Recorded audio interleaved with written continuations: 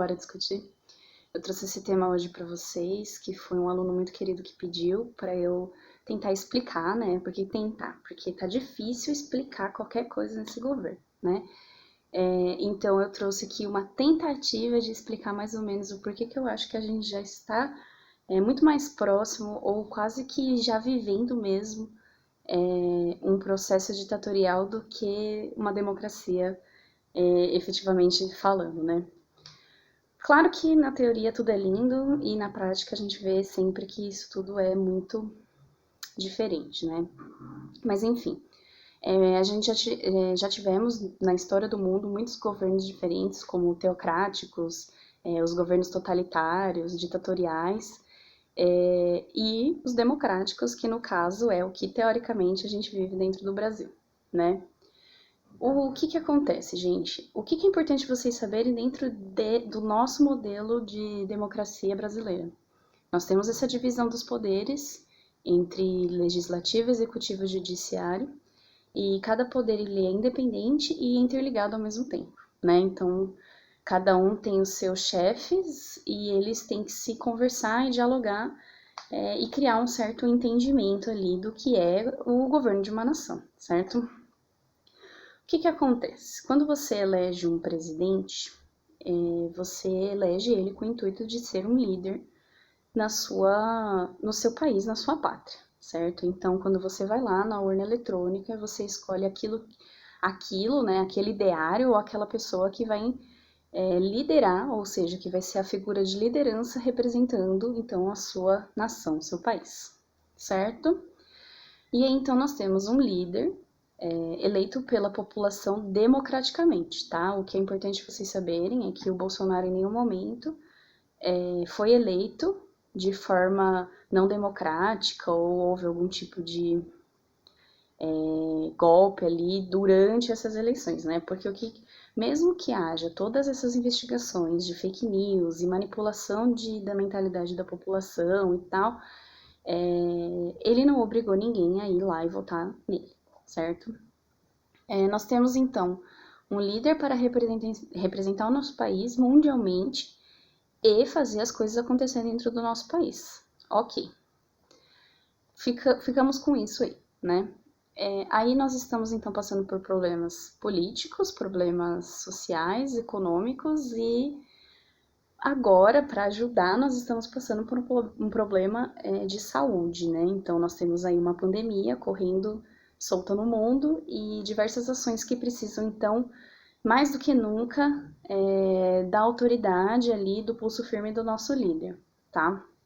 Então, assim, nós temos esses problemas acontecendo e nós temos coisas que estão acontecendo por trás desse pano que é passado como um grande problema mesmo, aquilo que está mais latente na nossa vida, só que as pessoas estão se aproveitando disso para passar por situações, ou seja, para se vangloriar ou aproveitar dessas situações para fazer coisas que em qualquer outro momento seriam automaticamente ligadas e expostas na mídia, tá?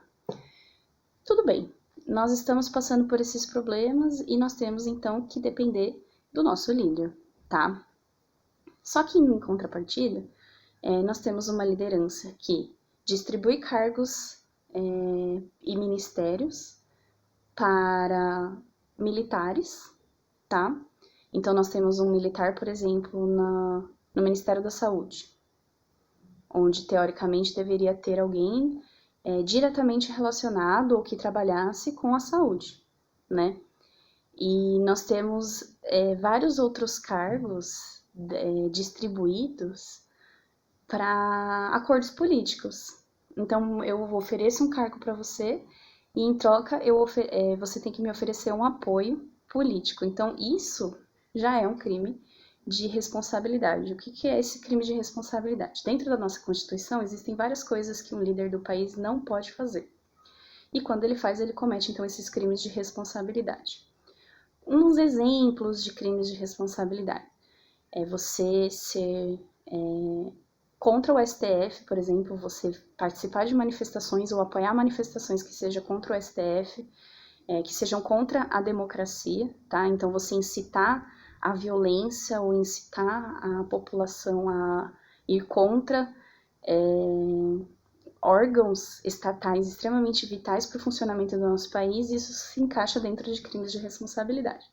Então, quando você falta, por exemplo, com a sua honra ou com o decoro do que aquilo exige dentro do seu cargo, né? Então, se você é um presidente de um país, você tem que ter uma certa ética dentro do seu trabalho. Claro que todos os outros trabalhos você também tem que ter essa ética, mas nós estamos falando de um presidente de um país, certo? Então, quando você sai por aí fazendo incitações à violência, permitindo que as pessoas fiquem fazendo esse tipo de coisa também, que você fique ofendendo as pessoas ou publicando coisas nas suas redes sociais que ofendam a honra de outras pessoas, isso faz parte de crime de responsabilidade, tá?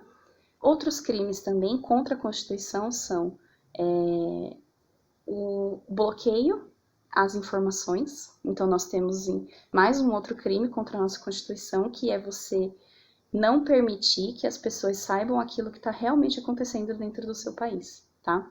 E nós temos também o controle da mídia. Isso faz parte de é muito latente dentro dos governos ditatoriais, que é esse controle efetivo da mídia. Então, na verdade, a mídia, ela é paga, ela é controlada somente para falar aquilo que o governo autorizar, sendo que no caso de uma democracia, nós temos aí acima de tudo essa liberdade de expressão. Claro que eu estou falando de liberdade de expressão dentro do limite do razoável, né? Afinal de contas, você ser criminoso, isso não é liberdade de expressão, tá? Então, se você bate em alguém, se você xinga essa pessoa, ou se você ofende de uma forma racista, de uma forma homofóbica, machista, você não está sendo parte de uma liberdade de expressão, você está sendo criminoso, tá?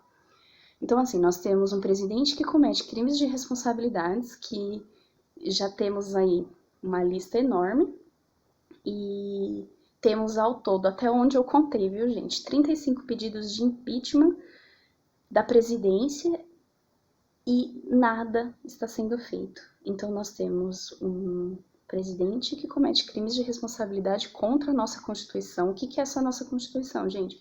É o conjunto de leis máximas do nosso país. Então, como que você tem um líder que não respeita a própria lei do país, tá?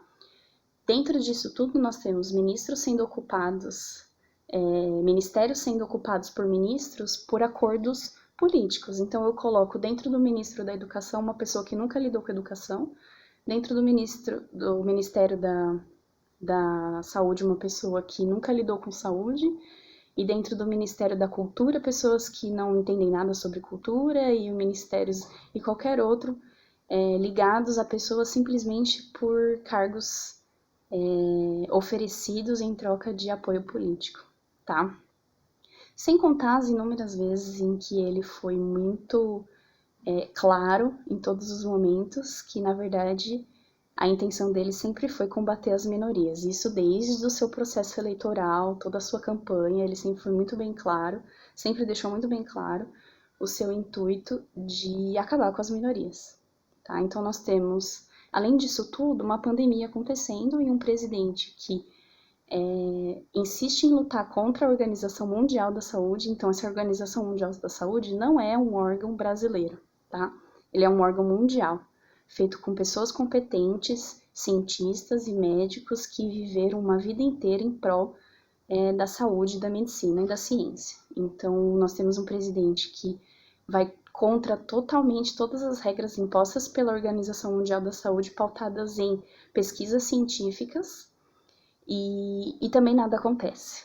Então, em que momento que nós estamos vivendo uma democracia, sendo que nós temos um presidente que comete crime contra a nossa própria Constituição e não acontece nada com ele? Ele vende cargos, ele fala ao vivo, ele fala na mídia, ele fala nas redes sociais dele que ele vende cargos e que ele é assim mesmo, e que se ele precisar mudar a pessoa para conseguir ter acesso a alguma informação que teoricamente ele não teria que ter controle sobre isso, e ele fala abertamente que ele faz isso sim, porque ele sabe que ele tem essa consciência de que nada está acontecendo e que nada vai acontecer com ele. Então nós estamos indo aí para o terceiro ano de mandato de um cara que desde o primeiro dia que subiu ao poder comete crimes contra a nossa nação.